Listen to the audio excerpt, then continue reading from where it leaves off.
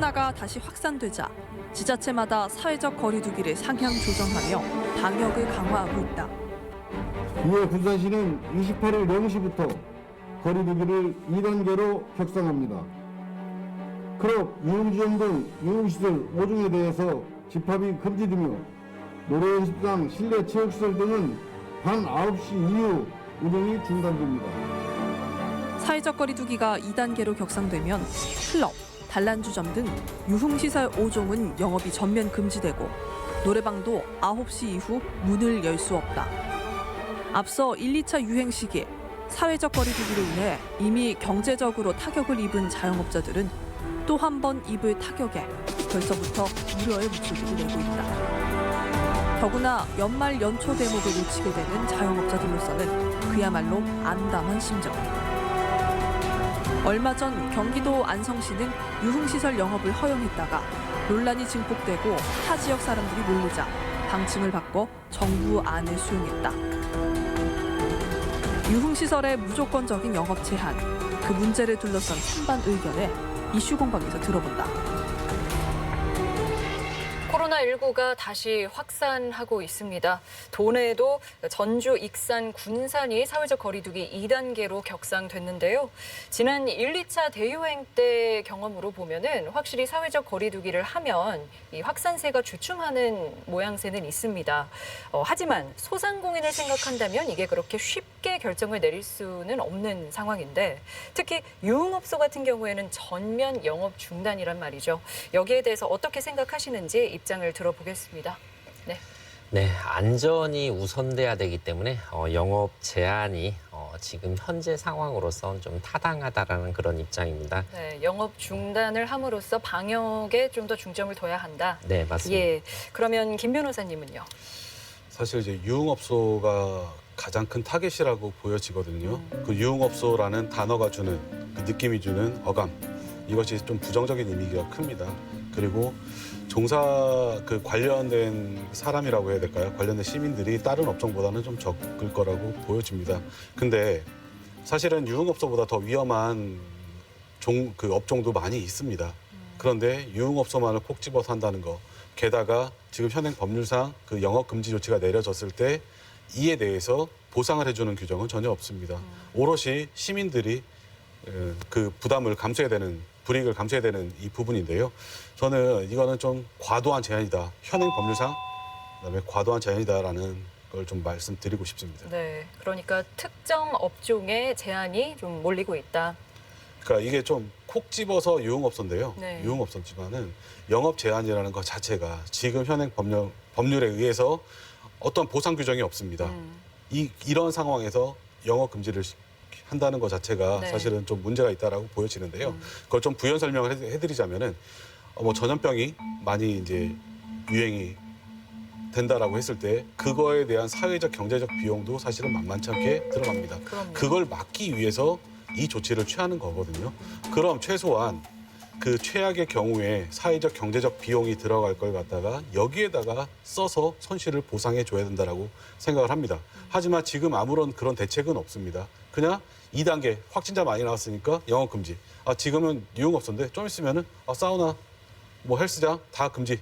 식당도 이제 오지 마라고 하는 것 자체가 사실 상당히 문제 있다라고 보여집니다. 영업상 손실, 모든 자영업자들, 소상공인들 굉장히 힘든 거 사실입니다. 그래서 우리가 재난기본소득, 3차 재난기본소득을 지급하는 방안, 소상공인들을 살릴 수 있는 방안도 병행해야 되는 게 맞고요. 대신에 안전이 우선하기 때문에 한꺼번에 좀 과감한 결단을 내려서 영업을 제한한 후 그다음에 기본소득이든 아까 영업의 손실 보상이던 그런 부분들을 같이 고민을 해야 되지 않나라는 그런 생각입니다. 그래서 지금 이 중차대한 시점에 그래도 다시 한번 해봐야 된다라는 게 저는 기본적인 입장입니다. 김용호 변호사님은 이제 영업 제한을 시행할 때 그 발생하는 손실액에 대해서는 뭔가 보상이 필요하다라고 말씀하셨어요. 이 보상책은 어떻게 마련할 수 있을까요? 일단은 아까 뭐 양 소장님께서 말씀하셨듯이 뭐 재난기본소득, 재난지원금 이런 형태가 돼서는 안 된다라고 보여지고요. 실질적으로 이분들이 영업 제한 조치를 통해서 발생하는 손실, 이거는 뭐 국가의 불법 행위라고 보여지지는 않습니다. 정당한 법집 행위지만은 이로 인해서 발생하는 것도 사실은 보상을 해줘야 되거든요. 배상이냐 보상이냐의 차이는 불법성이 있느냐 없느냐의 차이입니다. 불법성이 있으면 배상이고 불법성이 없으면 보상인데요. 뭐 예를 들어서 국가에서 공익사업을 할 때 땅을 다른 사람의 개인의 토지를 갖다 수용을 할 수가 있습니다. 그러면 그거는 보상을 해준다라고 하거든요. 마찬가지로 공익 목적 그 동참 차원에서 영업 금지를 시키고 이 사람의 영업 금지 조치를 갖다 준수하도록 요구를 합니다. 정부에서는, 지자체에서는요.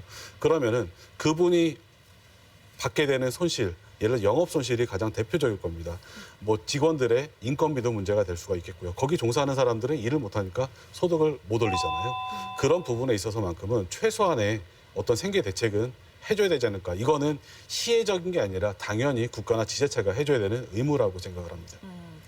보상 체계가 재난지원금 형태에 머물러서는 안 된다는 안 됩니다. 예. 말씀이신데, 네, 소장님은 이에 대해서 어떤 입장이신가요? 네, 저는 뭐 여러 가지 관련 뉴스도 접하고 또 공부도 해봤지만 보상에 대한 얘기는 사실은 아직까지는 이제 처음 이렇게 오늘 토론 자리에서 얘기를 들은 것 같아요. 그래서 보상이든 재난지원금이든 영업 손실을 만회할 수 있는 뭔가는 필요하다라는 거에 대한 공감대는 분명히 있는 것 같습니다. 빠른 시일 내에 좀 그것도 같이 결정돼야 되지 않을까 그런 생각을 해봅니다. 네. 네. 김 변호사님 같은 경우에는 뭐 영업은 하되 제한하는 게 좀 더 올바른 방향인 것 같다는 입장이신데요.